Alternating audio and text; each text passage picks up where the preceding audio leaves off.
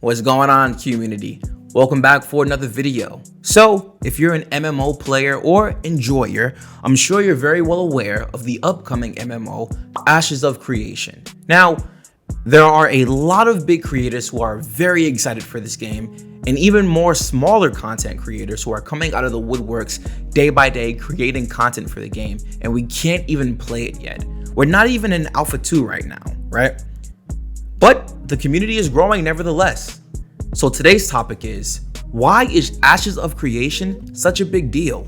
I remember the first time I heard about Ashes of Creation. The year was 2020. I was streaming on Twitch in the Just Chatting section, talking about MMOs with my viewers. Shortly after, someone linked me the Lazy Peons video. Genuinely the most exciting upcoming MMORPG, Ashes of Creation. As I watched the video with my viewers, I found myself excited, eager, and hopeful. Let me tell you why. That day, I think I watched every interview that I could. Steven talking to Asmongold, Steven talking to Tim. I found myself excited because as someone who grew up before all the DLC, pay to win, power boosting, all of that stuff, when I hear there's no pay to win, let my ears perk up, right? It strikes a chord. So I want to hear more. Now, some of you might be thinking, well, why is pay to win such a big deal? Q, if you're broke, just say that. Well, I'm broke. I'm not trying to pay for it. I'm just gonna be honest with you. Honestly, right? We don't want to feel like things are forced upon us. You know how when you go into a store and the workers there, they just jump right on you? You walk in, hey, can I help you find something? No, I'm fine. Hey, do you need help with the size? No, I'm good. Hey, do you want to buy this pay to win? No, I'm fine. So when these pay to win features are implemented in the game and they have very visible disadvantages, that's where it kind of feels like it's being forced on us, because if we can't do this, then how are we going to compete, right? And that's being upsold, and no one likes to be upsold. Now, Ashes of Creation doesn't have any pay to win features.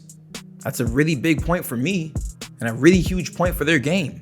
If you've been following Ashes of Creation, then you should be familiar with their node system. If not, no worries. There are 85 nodes per server. Each node can be one of 4 types. Each node has 6 stages if we're not counting the wilderness stage: expedition, encampment, village, town, city, metropolis. These nodes are able to be built up, and they can change how they appear depending on the amount of experience given to that node by a certain race. The nodes can actually de-level as well down to a basic stage. Let's say Ashes of Creation launches with 20 servers, random number, right? 85 nodes per server. Because of the node system, you have so many things changing, with nodes leveling up that will lock out other nodes, opening more quests, vice versa. Some nodes are leveling up, some are getting de-leveled.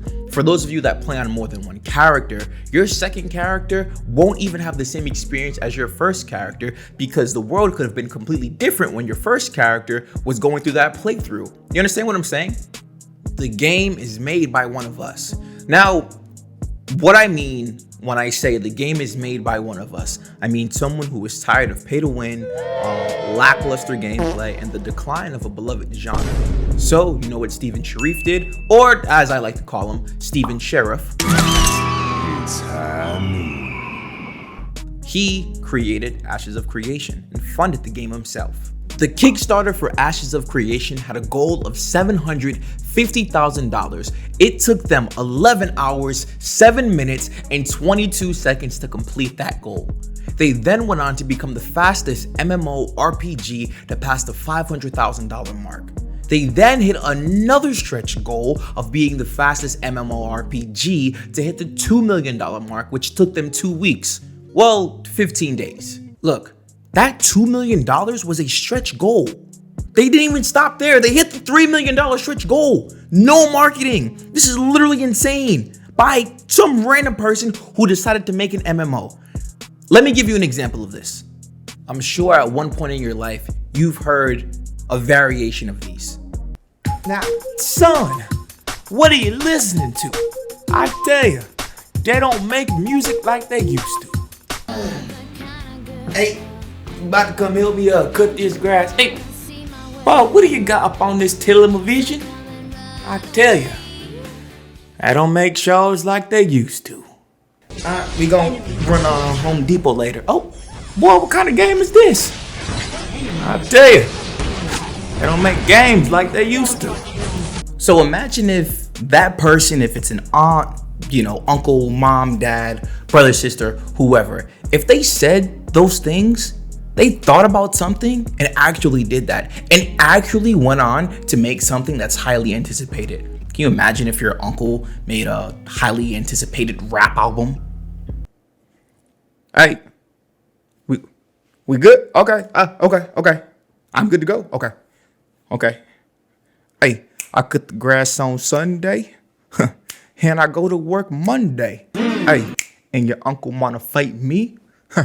He gonna end up on a white tee. Hey, that probably wouldn't go too well, right? We have so many people in our society that complain about things, right? How things used to be, how they aren't meeting their expectations, how these things could be better, and they never do anything about them. And look, man, I'm one of them. I try and, the ways that I can, but I'm definitely one of them. So this man, Steven Sharif, said, they don't make MMOs like they used to. So you know what? Let me just make one of the most anticipated MMORPGs of our time. Bro, that's so gangster. That's so tough, bro. So the point that I really want to drive home here is, what does this do for MMORPGs, right? And not just MMORPGs, but what does it do for entertainment as a whole? What does it do for music? What does it do for gaming? What does it do for film? What does it do for artists? If Ashes of Creation can be successful in this current time that we're in society, with the current meta of battle passes, new seasons, DLC, pay to win, yada yada yada. You look at films with new sequels, reboots. You're looking at music with a ton of samples. Will this encourage other creatives in their respective fields to do something similar that Steven is? And I know people are already doing that, don't get me wrong, but will they be able to do it at the level that Steven's doing it at, right? And make something that's very highly anticipated and see success in that field and continuously do that. If someone told me about a brand new game that has no pay to win, is highly anticipated, is made by an indie development studio, and is introducing new systems that are proven to work, I would be very skeptical too, honestly. But that's why I've continued to do my research on Intrepid Studios and Ashes of Creation. That's why I'm here. I'm really excited to jump into Vera. And if you're excited, feel free to tell me why in the comment section below. Or hop in the community Discord, man. Let's share some thoughts, have some good dialogue going on in there, man. Feel free to like, comment, and subscribe, and come on back for another video. My name is Q, and I'll see you soon. Take care.